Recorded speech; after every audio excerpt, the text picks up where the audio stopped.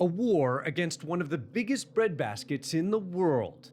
Ukraine's fertile farmland, now a battleground.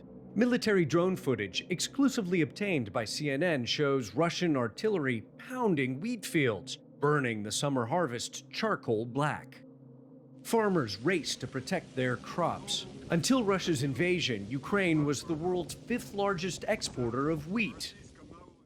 All right, this looks like some kind of munition over here. Now Ukrainian farmers are harvesting a deadly crop. Mikhail says these are pieces of Russian rockets that they gathered out of the fields. Mikhail Lyubchenko takes me on a tour of his farm. He'll show us. That's another shell strike. Acres of wheat waiting to be harvested within earshot of pounding Russian artillery.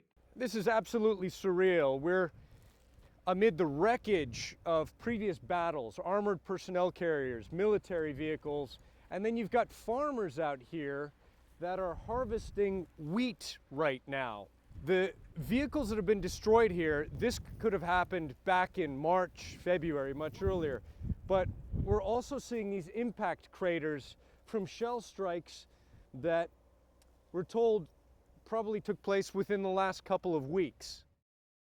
Despite the threats, these brave farmers still bring in their harvest, only to face another obstacle. В этом складе 3000, да. This is 3,000 tons of wheat from last year's harvest.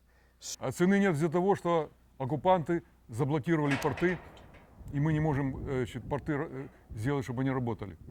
He can't sell this wheat because the Russian military has blockaded Ukraine's ports, so there's no way for this to be sold except at an enormous loss. Ukrainian ports, where ships once carried millions of tons of grain a month to global markets, now blockaded by the Russian Navy. The logjam driving up global food prices, triggering warnings of famine in some of the world's poorest countries. Last month, the Ukrainian military forced Russian troops to abandon Ukraine's Snake Island in the Black Sea. The Snake Island victory freed up channels to the Danube River.